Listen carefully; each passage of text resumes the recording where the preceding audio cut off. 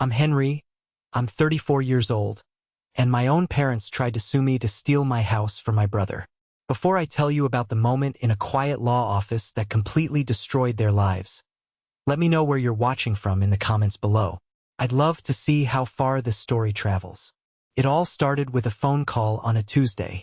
I remember the sky was a flat, boring gray, the kind that makes you want to stay inside and question your life choices. I was in my workshop, the place I felt most myself, carefully sanding a piece of reclaimed oak that was destined to become a tabletop. The scent of sawdust, a perfume of progress and creation, filled the air. It was my happy place, my sanctuary. My phone buzzed, the vibration rattling against a stack of sandpaper on the workbench. The screen lit up, Dad. My stomach immediately tightened into a cold, familiar knot. He never called just to chat. A call from my father was a summons, a harbinger of some new demand or disappointment. "Henry," he said, his voice a low growl that skipped any form of greeting. It was the voice he used when he was about to issue an order. "Your mother and I have been talking. We've been more than patient. It's time you did the right thing.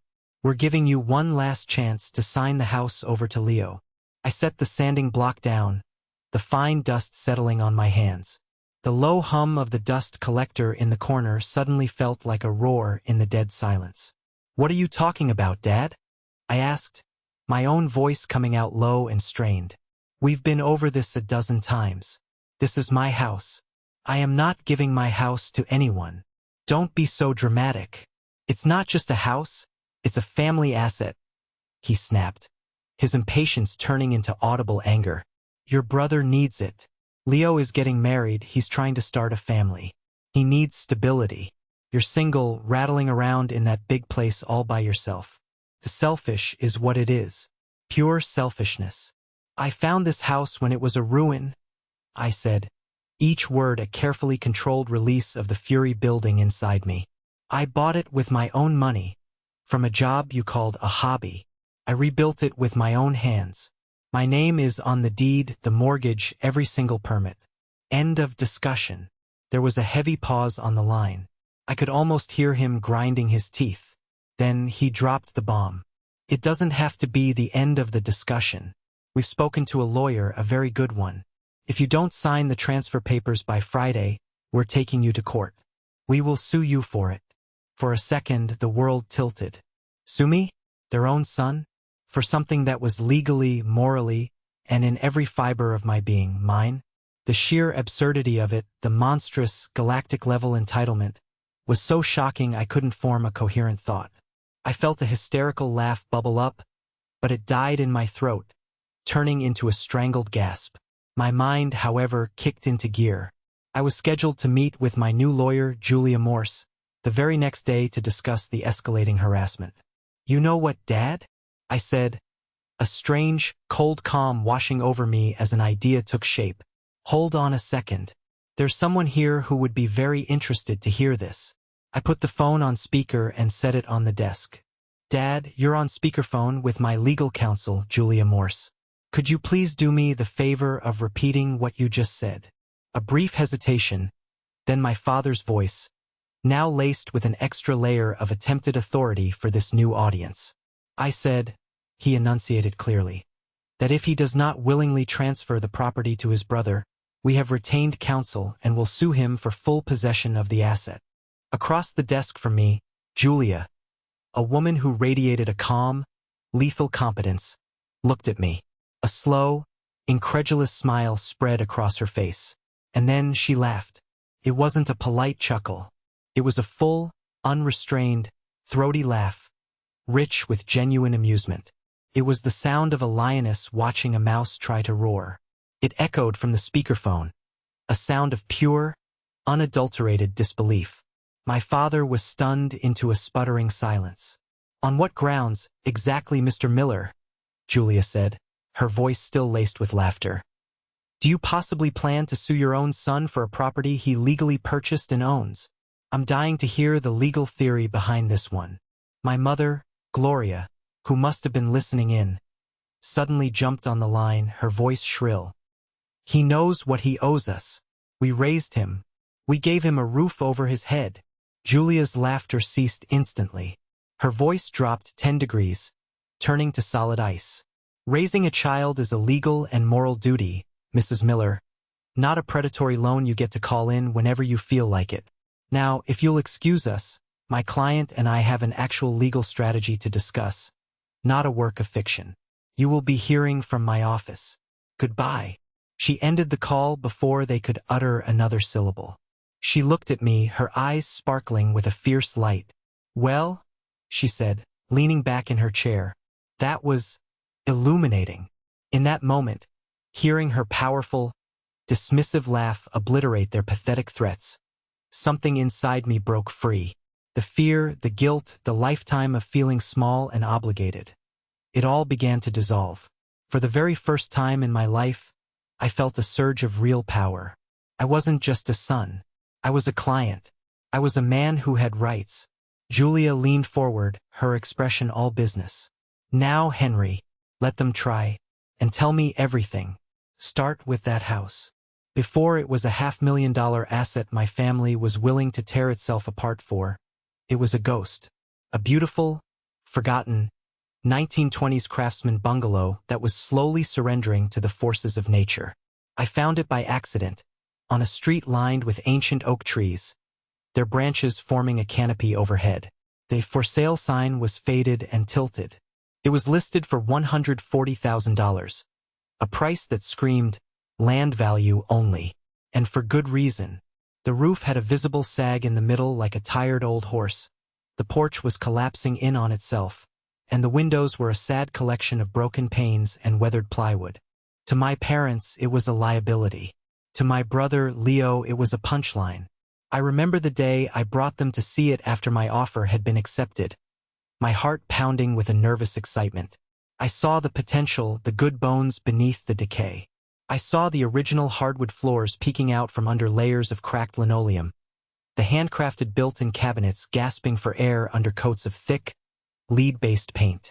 I saw what it could be, a piece of history I could save. My father kicked at a loose porch step, which crumbled into dust. This is a money pit, Henry. A complete teardown. What in God's name are you thinking? This is where your savings are going. My mother, Gloria, just shook her head, her face a mask of profound disappointment. Oh, honey, you're going to be all alone in this shack. You should be saving for a proper condominium, something secure. Not this project. The way she said project made it sound like a terminal illness. Leo just laughed, a short, sharp bark. Seriously, bro? Good luck with that. Text me when you find a family of raccoons living in the attic. I'll bring a camera. Their words were like stones, but instead of burying me, they became the foundation I built upon. For the next 5 years, that house became my entire world. I wasn't just the owner. I was the apprentice and the master, the student and the teacher. My day job as a custom furniture maker gave me the skills with wood, but the house taught me everything else. Taught me plumbing, wiring, masonry, and most of all, it taught me resilience. My life became a routine of work, house, sleep. Weekends were a blur of demolition and construction. I spent one entire sweltering July in a Tyvek suit and respirator, carefully abating asbestos from the old heating ducts. I spent evenings on my hands and knees, painstakingly stripping decades of paint from the original fireplace mantel, revealing the intricate carvings beneath. I taught myself how to pour new concrete footings for the porch, watching online tutorials until my eyes burned. I read old, leather-bound carpentry books I found at flea markets. My hands were a permanent roadmap of calluses, cuts, and splinters, and my clothes always carried the scent of sawdust and paint thinner. There were days I almost gave up.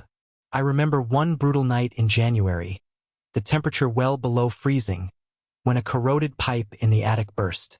I woke up to the sound of water raining down through my half-finished kitchen ceiling. Standing there in the dark, soaked and shivering, watching my hard work get ruined, I heard their voices in my head. Money pit. Shack. We told you so. I sat down in the puddle on the floor and almost cried. But then, the breakthroughs would come. The magical moment I pulled up the final piece of hideous 1970s shag carpet to reveal pristine, quarter-sawn oak floors, their grain glowing in the afternoon light. The day I installed the last of the restored original sash windows, unboarding the house to the world and letting the sun stream in for the first time in what felt like a century. The quiet evening I finally finished the front porch, sat on the steps I had built myself, and watched the sunset with a cold beer, feeling a sense of deep, bone-weary pride that was more satisfying than anything I had ever known. I didn't just restore a house. I resurrected it. I poured my soul into its very frame. Every miter joint was perfect. Every finish was flawless. It wasn't just a structure. It was a physical manifestation of my sweat, my vision, and my stubborn refusal to fail. It was the one place on earth that was entirely, completely mine, free from the crushing weight of my family's judgment and expectations. It was my sanctuary, and as the property value climbed, reflecting the 5 years of my life I had poured into it, it also became something else I never intended. It became a target. To understand why my parents could look at my life's work and see it as a resource to be plundered for my brother, you have to understand the landscape of my family. It was a kingdom with two princes. Leo, the crown prince, the golden child. And me, the ghost prince, the one who haunted the hallways, useful but rarely seen. It had been this way since the beginning. Leo was the sun. He was charming, effortlessly social, and had a magnetic personality that drew people in. He was the one who got the easy smiles, the proud pats on the back, the endless stream of second chances that flowed like a river. I was the quiet moon, visible only when the sun wasn't around. I was introverted, studious, and always felt like my existence was conditional, that I had to constantly earn my place at the family table through achievement and self-sufficiency. Our childhood was a long, slow education in this dynamic, taught through 1,000 tiny cuts. I remember when I was 15, I'd become obsessed with astronomy. I'd saved up for months from my part-time job bagging groceries to buy a decent telescope. I had $150, and the telescope I wanted was $300. I showed my parents the catalog, my heart pounding with hope. My father glanced at it. "That's a lot of money for a toy, Henry. Are you sure you'll stick with it?" They gave me $50 for my birthday and told me to keep saving. 2 months later, Leo, who was 17, decided on a whim that he wanted to be a DJ. My dad went out that weekend and bought him a brand new, top-of-the-line turntable setup that cost over $1,000. Leo used it for 6 weeks before it started gathering dust in his closet. When I pointed this out, my mother gave me her signature tired look. "Your brother is creative, Henry. We have to support his passions. It's different." It was always different. The most glaring example was college. I knew money was tight, so I worked relentlessly in high school to get a partial academic scholarship to a good state school. I worked 20 hours a week all through college, bussing tables and later doing freelance carpentry work. I graduated with honors and a manageable amount of student loan debt. I was proud of that. My parents' contribution was to occasionally tell their friends that I was very independent. But when Leo, who had barely scraped through high school, decided he wanted the experience of a private out-of-state university with a tuition that was 4 times my own, my parents didn't hesitate. They took out a second mortgage on their house. It was a massive financial strain, but they framed it as a heroic sacrifice. They threw him a huge going-away-to-college party. My father gave a teary-eyed speech about giving his son the chance he never had. The prestige of that university decal on the back of their car was, to them, worth any price. As I mentioned, Leo dropped out after 3 semesters, complaining that the professors were boring. There were no lectures about responsibility then, just sympathetic sighs and a safety net to catch him. They never, ever called it favoritism. They had a phrase for it: meeting their needs. I heard it 1,000 times. "Leo just needs more support, Henry. He's more sensitive to the pressures of the world. You're strong. You can handle things on your own." My strength was not a quality to be celebrated. It was an excuse to neglect me. My independence wasn't a source of pride for them. It was a convenience. My role in the family was to be the responsible one, the low-maintenance one, the one who never asked for anything so that all the family's resources, emotional, financial, and otherwise, could be directed toward Leo. And for a long, long time I played that part. I thought that by being quiet, by working hard, by never causing a single ripple in the family pond, I would eventually earn their respect, their love. But all it earned me was invisibility. My achievements were met with a distracted nod, my struggles with a dismissive wave. So when Leo announced he was getting married to his sweet, long-suffering girlfriend, Grace, and my parents declared that he needed a proper home to start his life with dignity, their eyes, as if guided by a magnetic force, landed on my beautiful, restored, and now very valuable house. In their twisted family calculus, the equation was simple. Leo needed it. I, the ghost, did not. After all, ghosts don't need homes. They're just supposed to haunt them quietly. The only person who ever seemed to see me clearly was my grandmother, Martha. She was my dad's mom, a woman as sharp as a freshly honed chisel, and as warm as the wood stove she kept burning all winter. She smelled of cinnamon and old books and spoke in truths, which often made the rest of my family uncomfortable. She saw my quiet nature not as a deficit, but as a strength.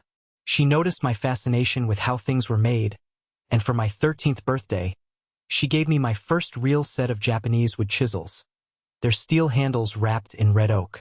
It's a gift I still have and use to this day. While my parents were at Leo's football games, cheering for a son who was mostly warming the bench, Grandma Martha would be in the garage with me.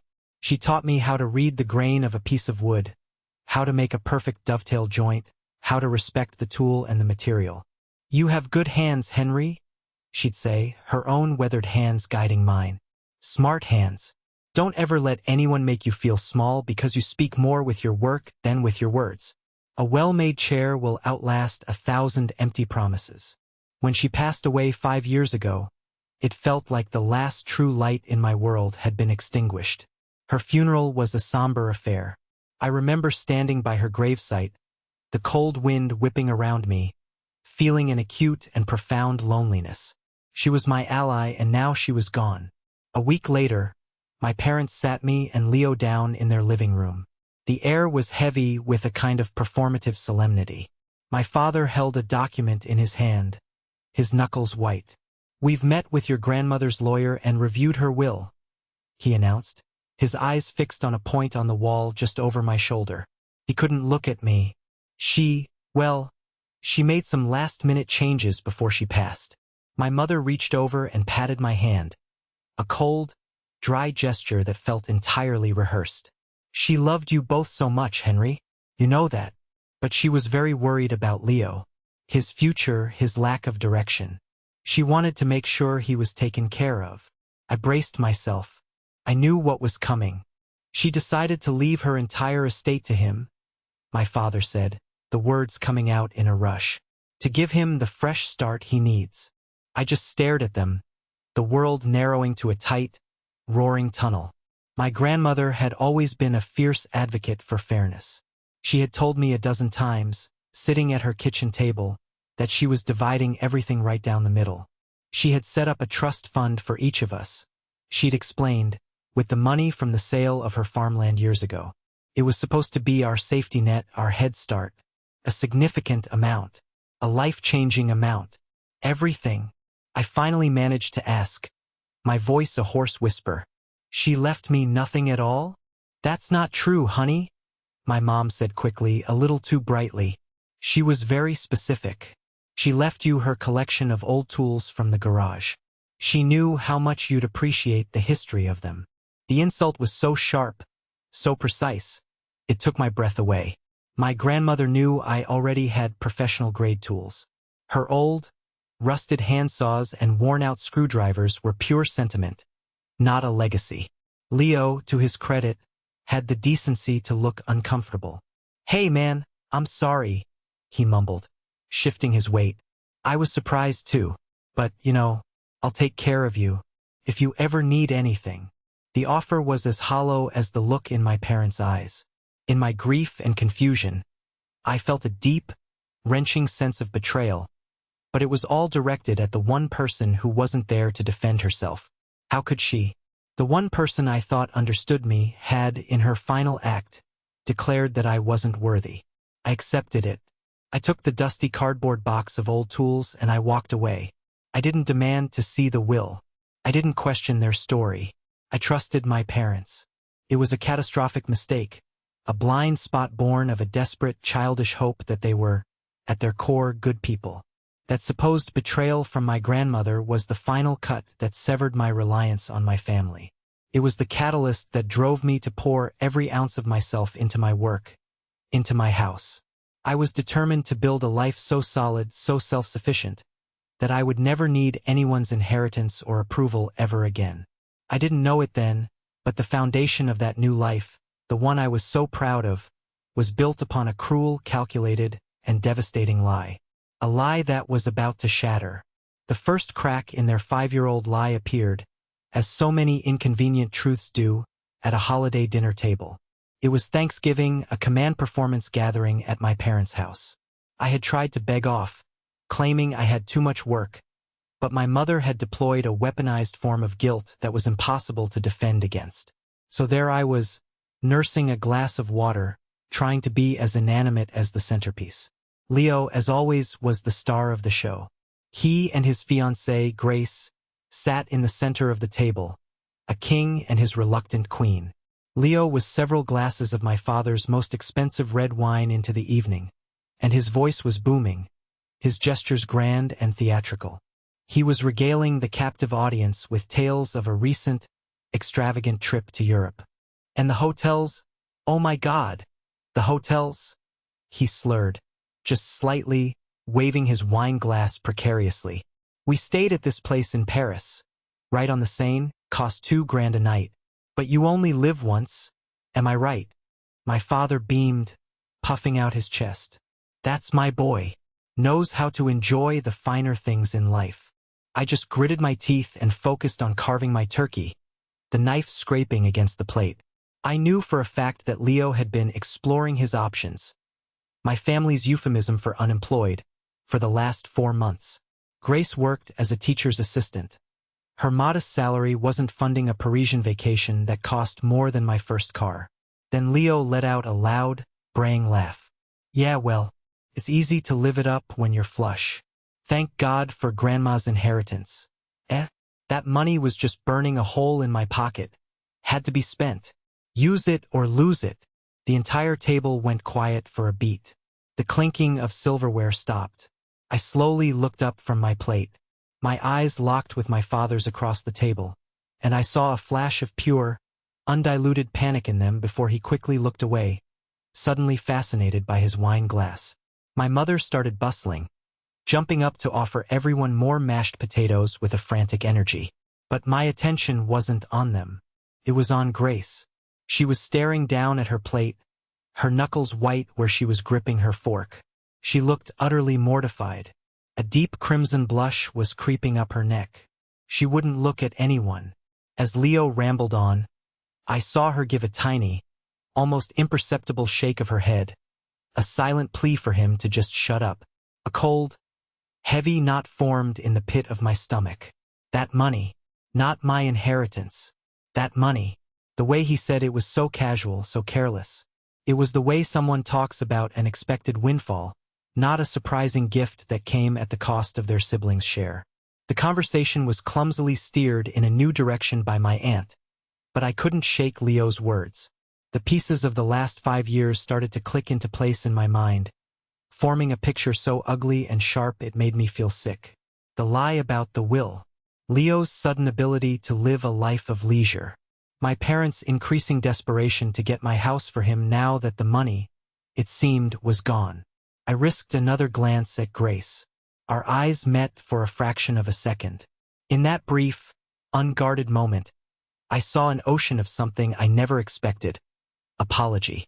Shame. It was a look that screamed, "You're right. It's all true." She knew. She knew it was all a lie. That night, I went home to my beautiful, quiet house. And for the first time, it didn't feel like a sanctuary. It felt like a fortress under siege, and the enemy was already inside the gates. I knew then that this was no longer about a property dispute. It was about a theft. It was about a 5-year-old lie that had fundamentally altered the course of my life. And I was going to unearth the truth no matter how much it destroyed. 2 days after that disastrous Thanksgiving dinner, my phone buzzed with a message from an unknown number. It was just a single audio file with no accompanying text. My heart started to hammer against my ribs. I had a sickening feeling I knew what this was. I walked into my quiet workshop, closed the door, put on my headphones, took a deep breath, and pressed play. The recording was a bit muffled, the quality suggesting a phone hidden in a pocket or a purse. But the voices were clear. It was a furious, whispered argument between Leo and Grace. "I cannot believe you said that at dinner, Leo." Grace's voice was tight and shaking with anger. "About the inheritance. In front of Henry. In front of everyone. Do you have any idea how that looked? Do you ever think?" What are you talking about? It's the truth." Leo's voice was defensive, laced with his signature whine. "It was my money. Grandma gave it to me." "Was it, Leo? Was it all yours? Or was half of that $200,000 supposed to be your brother's inheritance?" There it was. The number. $200,000. It hung in the air, a solid, tangible thing that represented 5 years of my life lived under a false pretense. "Oh, come on. Don't be so dramatic," Leo scoffed. "My parents handled the inheritance. They're the executors. They knew I needed it more. Henry had his little workshop, his little house project. He was fine. He's always fine. What was he going to do with it? Buy more old wood? I invested it. I put it to good use." "You call that trip to Europe an investment?" Grace's voice dripped with scorn. "You call that ridiculous sports car you bought and then crashed 2 months later an investment? You call pouring 60 grand into that sham of a crypto company your idiot friend started an investment? The money is gone, Leo. It's all gone. And now your parents are trying to steal his house to cover for your monumental failures." "Hey, they're doing what's best for the family," he shouted. "No, they are doing what's best for you," she shot back, her voice breaking. "They always have, and I am sick of it. I am sick of the lies. I'm sick of watching them treat your brother like dirt after they stole from him. It's wrong." The recording ended abruptly. I sat there on my stool, the headphones still pressed against my ears, the silence of the workshop roaring around me. I felt dizzy, nauseous. It wasn't just a lie. It was a cold, calculated conspiracy between the 3 people who were supposed to be my family. They had stolen a fortune from me. A fortune my grandmother, the one person who truly believed in me, had left to secure my future. The sense of betrayal was so immense, so total, it felt like a physical blow, knocking the wind out of me. My own family. I knew who sent the recording. Could only be Grace. The reluctant witness, the one person in that toxic ecosystem with a functioning conscience.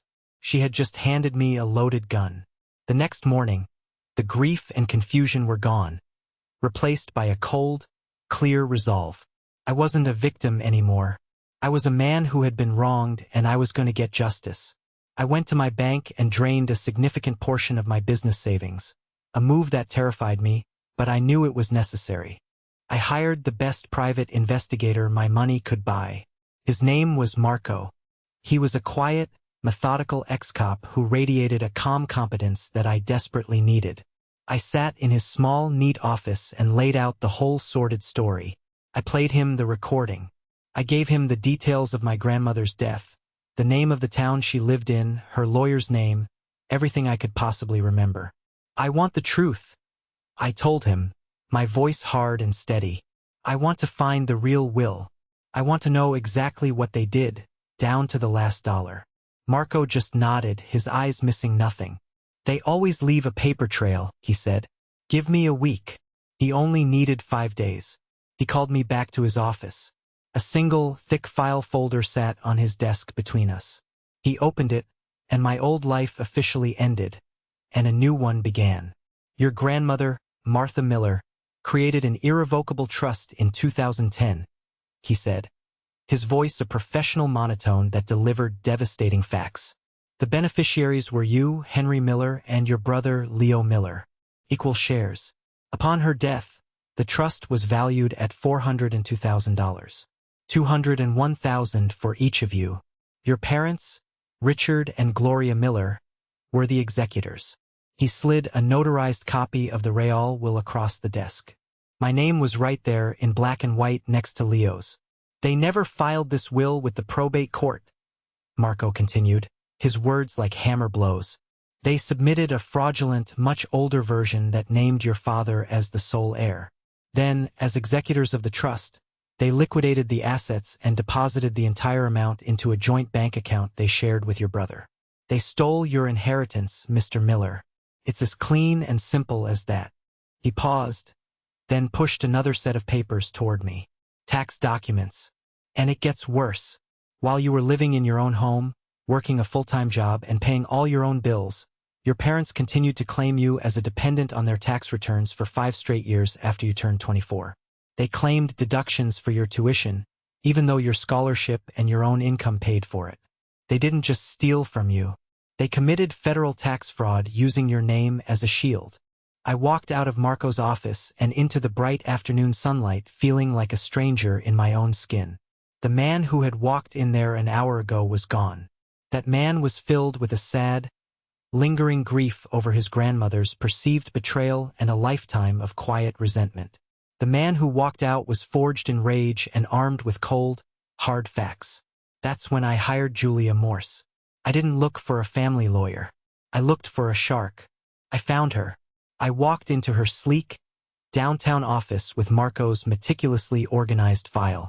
She read through everything, her sharp, intelligent eyes missing nothing. Her expression grew more severe with each page she turned.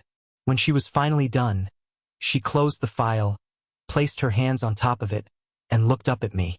There was a fire in her eyes that mirrored my own. They didn't just steal from you, Henry, she said, her voice a low, controlled fury. They committed multiple serious felonies. This isn't a family squabble that can be mediated over coffee. This is a criminal case masquerading as a civil dispute. And that brings us back to the phone call. When my father, in his infinite arrogance, threatened to sue me, he had no idea that I was sitting on a mountain of evidence that could send him and my mother to prison for a very long time. His pathetic attempt at intimidation was a child's tantrum in the face of the legal firestorm Julia and I were about to unleash.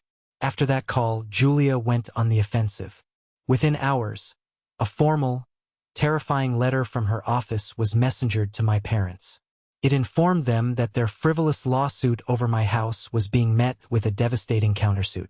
The suit demanded the immediate repayment of my $201,000 inheritance, plus 10 years of compound interest, totaling well over $300,000.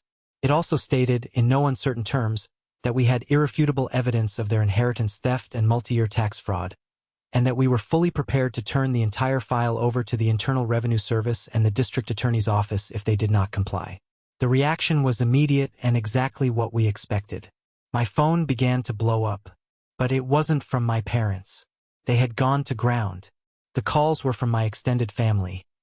Aunts, uncles, cousins, people I hadn't spoken to in years were suddenly crawling out of the woodwork, summoned by my parents to apply pressure. The family group chat, a digital space normally reserved for bland birthday wishes and blurry vacation photos, became a war zone. My Aunt Carol, my mother's sister and chief enabler, was the first to attack. Henry, I just heard the most awful, shocking news. How could you do this to your own parents? Suing your mother and father? After everything they've done for you? It's shameful. My Uncle Joe, my dad's brother, quickly chimed in. Your parents gave you everything. This is how you repay them. All over a house? Your brother needs that house. A family needs to stick together. My cousin Lucas, Leo's contemporary, added his 2 cents. Dude, what is wrong with you? It's just money. Family is more important. You're tearing everyone apart.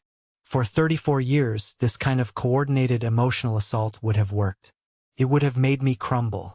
I would have questioned myself, felt the familiar sting of guilt, and probably would have backed down for the sake of peace. But not anymore. They had mistaken my quiet nature for weakness for the very last time. With steady hands, I typed out a single, simple reply and posted it for the entire family to see. To all my concerned family members, I wrote, let me be perfectly clear.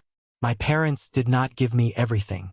In fact, they stole a $201,000 inheritance that my grandmother specifically left for me. To add to that, they committed federal tax fraud for 5 years using my name. This isn't about a house. It's about multiple felony crimes. The evidence, bank statements, the real will, their fraudulent tax returns, has been filed with the court as part of my countersuit. It is all now a matter of public record. If you'd like to know the truth, feel free to look it up. Until then, I would appreciate it if you directed your outrage at the actual criminals in this situation. This will be my only statement on the matter. Absolute silence. The group chat went completely dead. The barrage of calls and texts stopped as if a switch had been flipped. I had fired my shot, not with emotion, but with facts. The war had officially begun. The week that followed was unnervingly quiet, the proverbial calm before the storm. My parents' lawsuit against me was still technically active, a dark cloud lingering on the horizon, but they themselves had gone completely silent. I imagined them huddled with their lawyer, who was likely explaining to them in painstaking detail just how much legal jeopardy they were truly in. Julia called this the shock and awe phase. Now, she explained it was time to plan the final checkmate. They're cornered animals right now, Henry, she told me, her fingers steepled on the polished surface of her desk. And cornered animals are dangerous and irrational. They're too proud to admit they've lost, but they are terrified of the consequences. We can drag this through the courts for the next year, and we will absolutely win. But it will be expensive, it will be ugly, and it will be emotionally draining for you. Or, she leaned forward, a dangerous glint in her eye, we can force a swift and unconditional surrender, on our terms. Her plan was as simple as it was diabolical. She wanted me to call my parents and offer a false olive branch. A family peace summit. You're going to call your mother, she instructed. You're going to sound hesitant, maybe a little beaten down. You'll tell her you hate what this is doing to the family. You'll invite them to your house for dinner to resolve this without the lawyers. You'll invite Leo and Grace too. You have to make it sound like you're the one who is caving. I physically recoiled at the idea. Have them in my house? After they tried to steal it from me? Julia, I can't. It's a stage, Henry. And we are the directors of this little play, she said firmly. Your entire life, they viewed you as weak, emotional, and sentimental. We are going to use that prejudice as a weapon against them. They will see your invitation as a sign of weakness. They'll believe they can come into your home, your sanctuary, and bully you into submission one last time. They won't be able to resist the opportunity to gloat. But that was only the first layer of her trap. The masterstroke was yet to come. There's one more person you're going to invite, she said, pulling up a name on her computer screen that she'd found during her background research on my father. A Mr. David Abernathy. Tell me about him. I was stunned. David Abernathy? He was my dad's business partner for 20 years. They're old family friends. My dad practically worships the man. He's retired now, but he's incredibly respected in their social and business circles. A pillar of the community. Why him? Because your father's greatest weakness isn't his fear of the law? Julia explained, a slow smile spreading across her face. It's his ego, his reputation. He has built his entire identity around being a successful, upstanding patriarch. Mr. Abernathy is the living embodiment of the respect he craves. We're going to bring the high priest of his reputation into the room, and then we're going to tear down the temple of his pride right in front of him. Public shame is a far more powerful motivator for a man like your father than a prison sentence. The chilling elegance of it took my breath away. That evening, with my stomach in knots, I made the calls. My mother answered, her voice cold and suspicious. But as I stumbled through the script Julia had prepared for me, my voice laced with false regret, I could hear her tone shift. The suspicion melted away, replaced by a smug, triumphant condescension. She thought I was breaking. Fine, Henry, she finally said. We will be there. And I think it's a wonderful idea that you invited David. It's about time you had a respectable, neutral party there to make you see sense. The trap was set. The The bait was taken. The stage was being prepared for the final act of their downfall. The night before the scheduled dinner, my phone rang. It was an unsaved number, but I had a sinking feeling I knew who it was. I was right. Henry, darling. The syrupy sweet voice of my Aunt Carol oozed through the speaker. Your mother told me the wonderful news. You're all having a family dinner tomorrow to sort things out. I am just so relieved you're finally coming to your senses. I remained silent, holding the phone away from my ear slightly, as if to protect myself from the radiation of her toxic positivity. Look, she continued, adopting the tone of a wise, patient elder speaking to a difficult child. I know you feel like your feelings are hurt, and that's valid. But you have to try and see the bigger picture. Your parents have always had a soft spot for Leo. He's not as strong and independent as you are. He needs more help, more of a safety net. And that big house, well, it's an awful lot for one person. They were just thinking of what was best for the family as a whole entity. The condescension was so thick I could have cut it with a knife. She was calmly and sweetly reciting the foundational lie of my entire existence. That my strength was not a virtue but a resource to be plundered for my brother's endless weakness. That my needs were secondary to the whole entity. Aunt Carol, I said, my voice dangerously flat, devoid of all emotion. They stole $201,000 from my grandmother's trust, and then committed federal tax fraud in my name for 5 years. She let out a long, theatrical, exasperated sigh. It was the sound of a woman burdened by the foolishness of others. Oh, Henry, stole is such an ugly, aggressive word. They reallocated a family resource to where it was most needed. They're your parents. They have a right. You cannot put a price tag on family. Are you really going to tear everyone apart, ruin your parents' reputation over some money? Money you probably would have just wasted on more renovations for that old house anyway. That was it. That was the line. The casual, utter dismissal of my life's work, of my passion, of the very sanctuary they were trying to take from me. It was the final confirmation that to them, I was not a person but a thing, a resource, an inconvenience, a problem to be managed.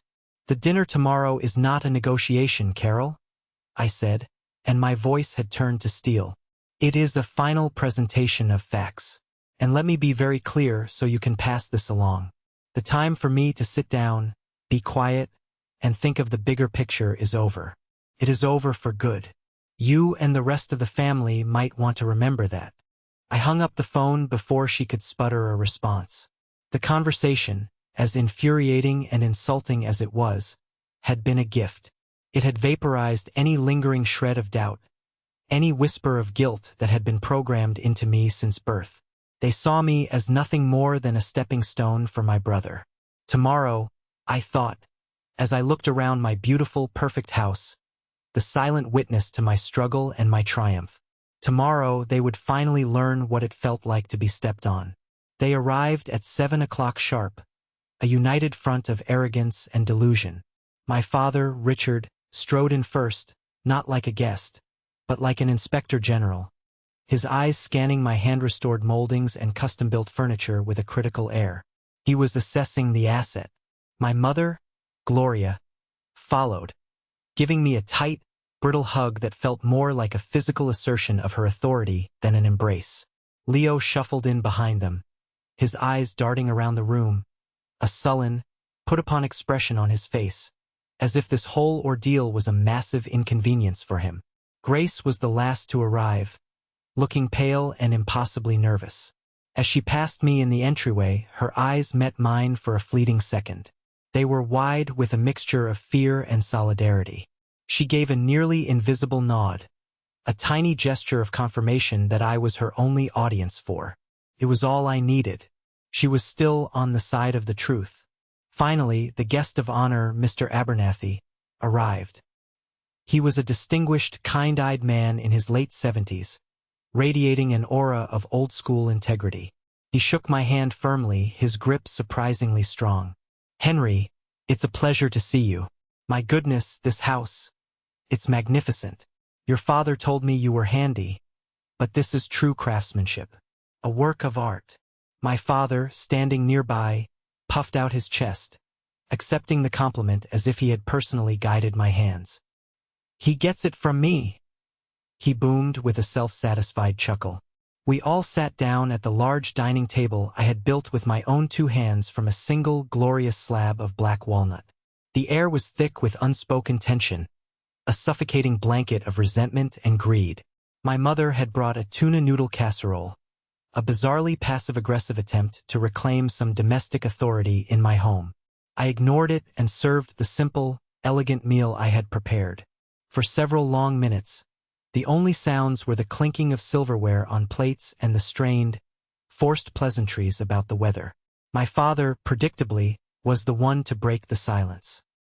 He set down his fork with a loud, definitive clatter, wiped his mouth with his napkin, and adopted the tone he used when he was about to lecture me as a child. "Henry," he began, pointedly looking not at me, but at Mr. Abernathy, as if seeking the validation of a respected peer. "I'm glad we're all here to resolve this like a family. Your mother and I, in the interest of peace, are willing to be the bigger people here. We are willing to drop this silly, hurtful lawsuit." I raised an eyebrow, taking a slow sip of water. "Oh, yes," he continued, a smug, self-congratulatory smile playing on his lips. He was enjoying this, performing for his audience of one. "We will drop the lawsuit. In exchange, you will, of course, agree to a fair market appraisal of the house. We will then deduct the initial pittance you paid for it, and you will gift the remaining equity to your brother. It will serve as a generous down payment to help him and Grace buy a home of their own. It's a more than generous offer. It allows you to keep your little project, and more importantly, it allows you to fulfill your moral and familial duty." Leo smirked down at his plate, stabbing a piece of chicken with unnecessary force. He refused to look at me, the coward. I let my gaze travel from my father's arrogant face to my mother's, who was nodding in fervent agreement, her expression beatific. I looked at Leo, lost in his world of bottomless entitlement. The sheer, breathtaking, supernova-level arrogance of their position was almost impressive in its delusion. They had learned absolutely nothing. They felt no remorse, no guilt. They still believed, with every fiber of their beings, that they were the heroes of this story, and I the ungrateful villain. I let the silence hang in the air, stretching it until it was taut and uncomfortable. I could feel Julia's words coaching me in my ear. Let them overplay their hand. Let them put their own monstrous greed on full display for the witness. Finally, I placed my glass down gently on the walnut surface. "No," I said. The word was quiet, but it landed in the center of the table like a stone. My father's face hardened, the smug mask cracking. "What did you just say?" "I said no," I repeated, my voice perfectly calm and clear. "That is not how this evening is going to conclude. Here is my offer. It is the only offer you will receive. You will have your lawyer file a motion to dismiss your lawsuit with prejudice within 24 hours. You will wire $201,000, plus 10 years of compound interest, into an account of my choosing within 30 days. And you will file amended tax returns for the 5 years you fraudulently claimed me as a dependent and pay all associated fines and back taxes directly to the IRS. You will do these things without negotiation, or my lawyer, Julia Morse, will personally walk her entire file on your activities into the offices of the IRS and the district attorney. That is the only offer on the table. Take it or leave it." My father's face went from smug to thunderous in a heartbeat. The mask didn't just crack. It shattered. He slammed his flat palm down on the table, the force of the blow making the dishes jump and a wine glass tremble. "How dare you? How dare you threaten me in my own? In front of our guest? This is my home, Dad," I said, and my voice was dangerously quiet now. "The one I paid for, the one I built. And Mr. Abernathy isn't just a guest. He's a witness to this transaction." On cue, as if summoned by the line, Julia Morse walked in from the kitchen, where she had been waiting patiently. She held a sleek, black leather portfolio. She wasn't smiling. She looked like the angel of death in a perfectly tailored blazer. "Richard, Gloria," she said, her voice cutting through the tension like a shard of glass. "I'm glad you're all here. It saves us the trouble and expense of a formal deposition." My parents stared at her, their mouths literally hanging open. Leo looked like a cornered rat, his eyes darting between Julia and the front door, as if calculating his chances of escape. Julia calmly opened her portfolio on the table. "Let's start with Exhibit A," she said, sliding a certified copy of my grandmother's real will and trust documents into the center of the table. An irrevocable trust, leaving an estate of $402,000 to be split equally between your two sons. A legal document you chose to bury, Richard, in violation of your fiduciary duty as executor. She then slid a thick stack of bank statements next to it. Exhibit B, a complete record of the $402,000 being deposited into a joint bank account belonging to you, your wife, and your son, Leo.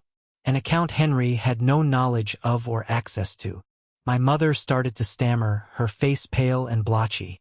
We were just managing it for them. It was a family fund, for everyone's needs.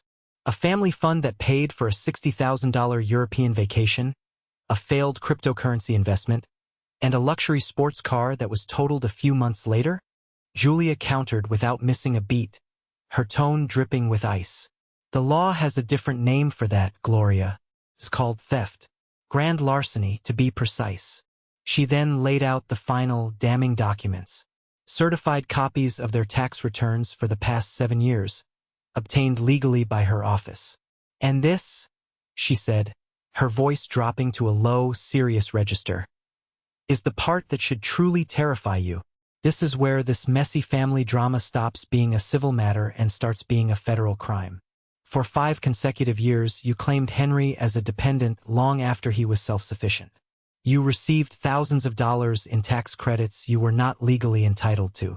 You lied repeatedly on a signed federal document. You lied to the United States government." She then turned her sharp, unwavering gaze directly to Mr. Abernathy, who had been watching this all unfold with a look of dawning horror on his kind face. "David," she said, using his first name with a calculated intimacy, "you have known Richard for over 40 years. You built a business with him from the ground up. You trusted him with your livelihood. He has built his entire reputation in this community on being an honest, successful man. He has used that reputation, a reputation you helped him build, as a shield to hide these crimes. As a man of integrity, I'm sure you understand how devastating it is when that fundamental trust is broken. This was the moment. The coup twist teat low chin. The kill shot. It wasn't about the threat of prison. It was about the immediate and irreversible execution of his reputation." My father's face, which had been red with rage, slowly turned a pasty, ashen white. He looked at Mr. Abernathy, his old friend, his mentor, the pillar of his social world. He opened his mouth to speak, to offer some defense, but no words came out. He saw the look in Mr. Abernathy's eyes. It wasn't anger. It was something far worse. It was profound, quiet disgust, contempt, pity. In that single look, my father saw his entire identity. Everything he had built turned to dust. The crushing silence was finally broken by my mother. She let out a choked, theatrical sob, a sound of pure self-pity. "We don't have it," she whispered, her voice cracking as tears streamed down her face. "The money? It's gone. Leo's business venture. It failed. It's all gone." Julia's expression remained utterly unmoved. "Then you had better find it," she said, her voice as cold and hard as granite. "Sell assets. Take out loans. Liquidate your retirement funds. Figure it out. Because the alternative is a federal prison sentence for tax fraud and a state prison sentence for inheritance theft. Your choice. You have 24 hours to have your lawyer contact my office with your unconditional surrender and a payment plan. Not a second longer." She closed her portfolio with a decisive, final snap that echoed in the silent room. "Henry, I believe this dinner party is over.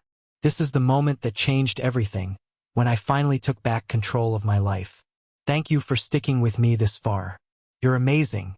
Please help me out by liking this video and commenting the number 1 down below just so I know you made it here with me.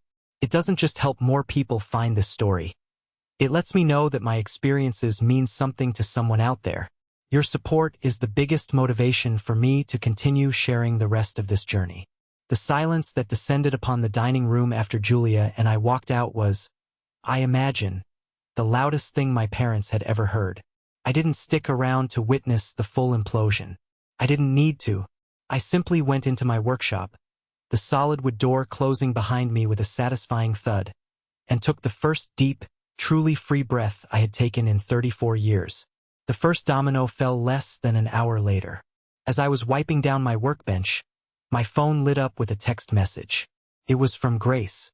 I'm so sorry, Henry, for everything, for not speaking up sooner. I just left. I told Leo we're over. I can't marry into a family that operates on lies and theft. I truly wish you all the best. You deserve it. A wave of relief washed over me, mixed with a pang of sadness for her. Grace was a good person who had gotten entangled in a toxic web not of her making. I was glad she had found the strength to cut herself free. The next, more significant domino fell the following morning. At precisely 10:14 a.m., Julia called me. Her voice was crisp and professional. It's done, she said. Their lawyer just sent over the signed compliance agreement. They're agreeing to every single one of our demands. The lawsuit against you is being officially withdrawn with prejudice as we speak. The first payment installment is being arranged. The final, largest dominoes took a few weeks to topple, but when they did, they brought the whole rotten structure down. The first sign was the bright red for sale sign that appeared on the lawn of my childhood home. It was a surreal sight.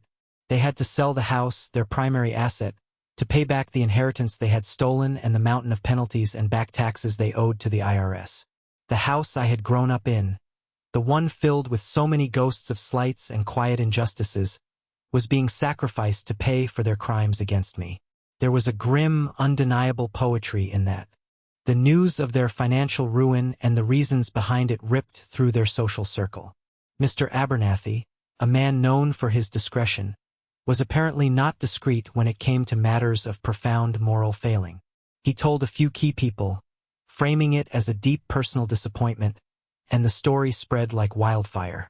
My father, the man who lived and breathed for his reputation as a shrewd and honorable patriarch, became a pariah overnight. The successful family man was exposed as a common thief who had stolen from his own son. Leo, without Grace's stabilizing influence and without his parents' endless river of unearned money, was completely adrift. He had to move back in with my parents into a small, generic apartment they were renting on the other side of town. The golden child had lost his shine, his future, once a gilded path paved by my unwilling sacrifice, was now a blank, terrifying slate of his own making. I didn't gloat. I didn't celebrate. Watching their empire of lies and entitlement burn to the ground didn't bring me the rush of triumphant joy I might have expected. It just felt quiet. It felt like a great, heavy weight had been lifted from my shoulders. It was balance being restored to the universe. It was the closing of a painful, suffocating chapter, and the quiet turning of a fresh, clean page. About a month after the sale of their house closed, they showed up at my front door unannounced. It was a Sunday afternoon. I was sketching a design for a new project when I saw them through the window, standing on my porch, looking smaller and more ordinary than I had ever seen them. My father's usual arrogant, chest-out posture was gone, replaced by a defeated slump in his shoulders.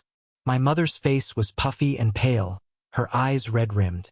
I took a deep breath, walked to the door, and opened it. I didn't invite them in. I stood in the doorway, a human barrier to the sanctuary they had tried to violate and now sought comfort in. Henry, my mother began, her voice trembling with a mixture of tears and frustration. Can we please just talk? I think we've done enough talking, I said, my voice even in calm. There was no anger left, just a vast, quiet emptiness where my filial obligation used to be. My father looked up at me, his eyes searching my face, and for a fleeting second, I thought I might see a flicker of remorse, a hint of apology. Instead, I was met with the same old toxic bitterness. Are you happy now?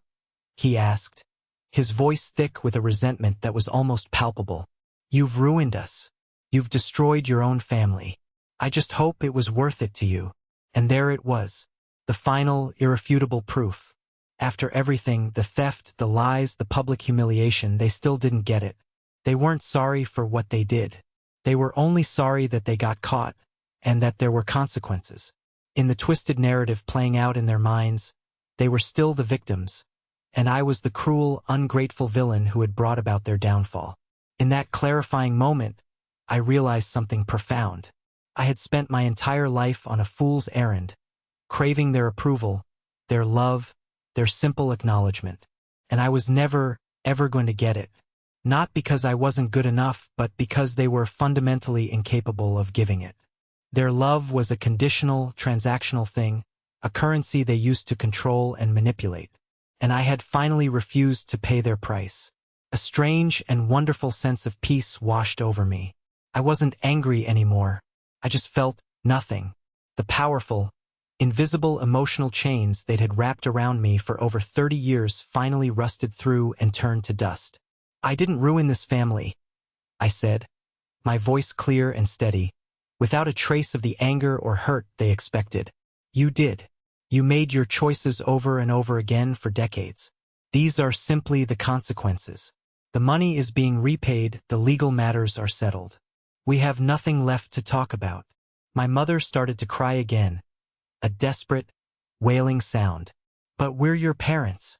We're your family." "Being a parent is a verb," I replied, the words coming to me with an absolute, unshakable clarity. "It's something you do, day in and day out. It's not a title you get to hold over someone's head forever, regardless of your actions. And it's a job you failed at. Goodbye." I closed the door gently, but firmly, in their shocked faces. I leaned against the solid wood, listening to them linger on the porch for a moment, whispering in angry, confused tones, before their footsteps finally faded down the walkway. I didn't feel sadness. I didn't feel anger. I felt relief. I had set my final boundary. The ghost had finally left their house, and he was never, ever going back. The year that followed was one of quiet, deliberate reconstruction. Not of a house this time, but of a life. With the stolen inheritance being repaid in steady, court-ordered installments, a heavy financial burden I hadn't even fully acknowledged was lifted. I paid off the last of the high-interest loans I had taken out during the toughest parts of the renovation. I invested in a new, state-of-the-art table saw for my workshop, a luxury I'd never dreamed of affording.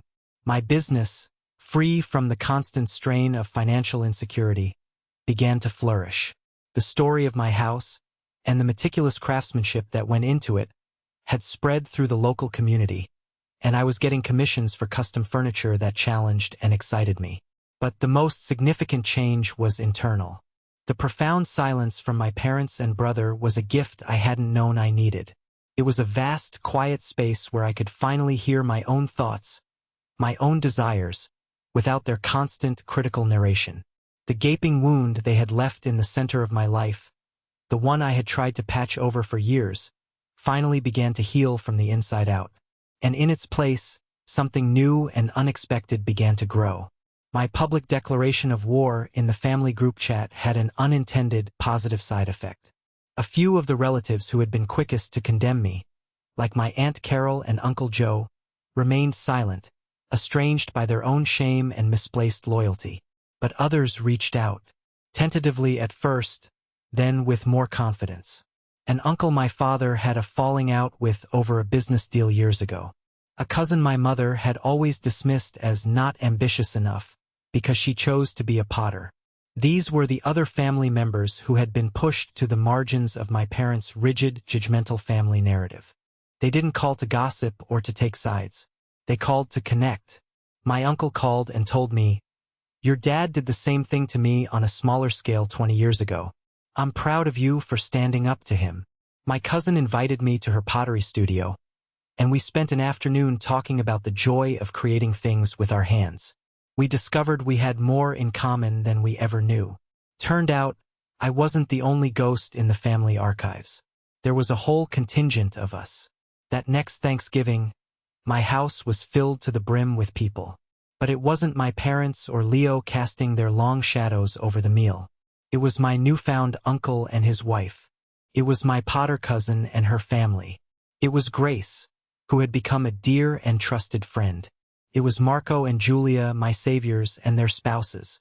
We crowded around the big walnut table, the very same table that had served as the stage for my judgment day. But now, instead of being thick with tension and bitterness, the air was filled with easy laughter, genuine warmth, and the happy chaos of a real family gathering. We weren't a family bound by the chains of obligation or a shared last name, but by the simple, powerful tenets of mutual respect and genuine affection. I looked around at the smiling faces, the easy conversations, and I realized a profound truth. I hadn't destroyed my family. I had escaped a toxic cult and, in doing so, had finally found my real tribe. My house was no longer a fortress I had to defend. It was a home, finally filled with the unconditional love it was always meant to hold.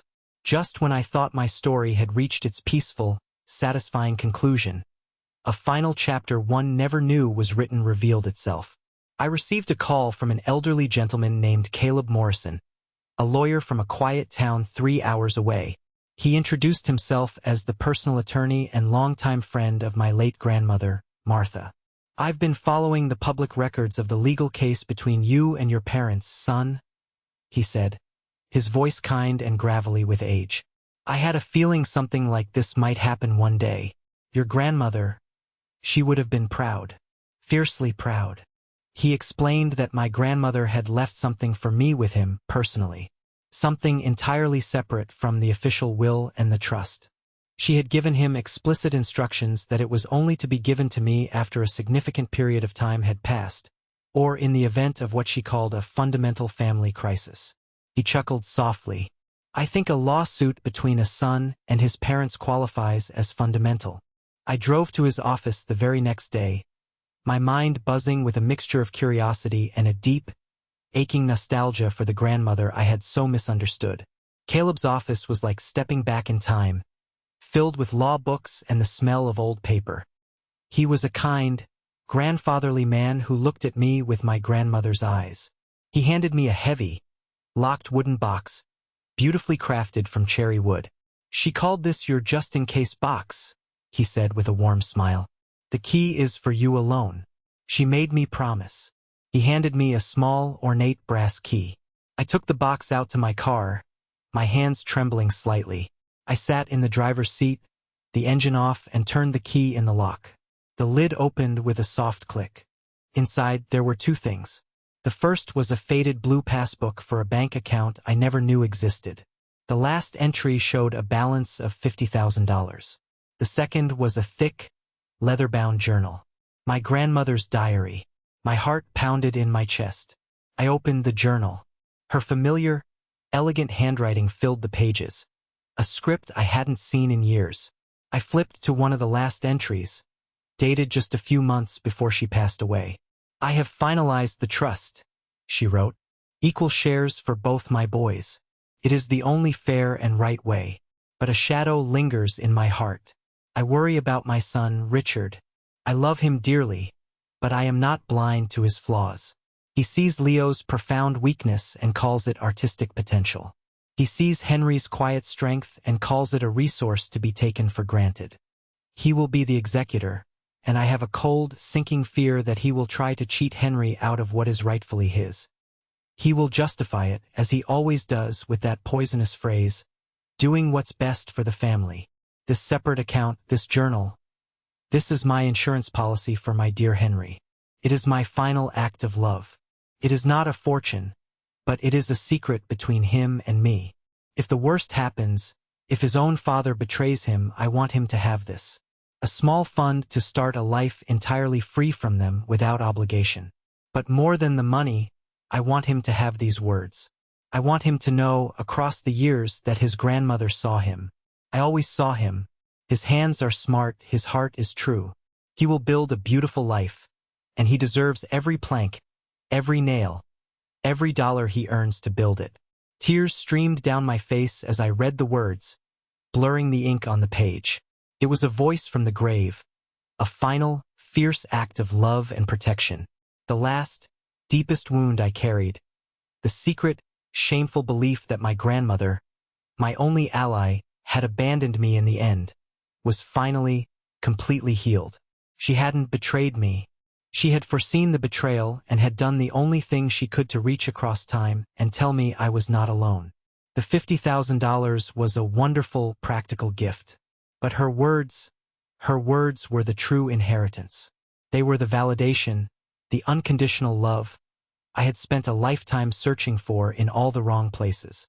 I used the money to pay off the last of my business debts and to build a beautiful, sun-drenched greenhouse in my backyard.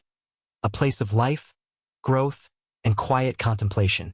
It was a tribute to her, the woman who had planted the seeds of strength in me so long ago. It's been 2 years now since that fateful dinner. 2 years since the foundations of my old life were demolished to make way for the new. I sometimes get third-hand updates from the family grapevine. My parents live a quiet, much smaller life now in their rented apartment. My father's pride, his most prized and polished possession, is gone, shattered beyond repair.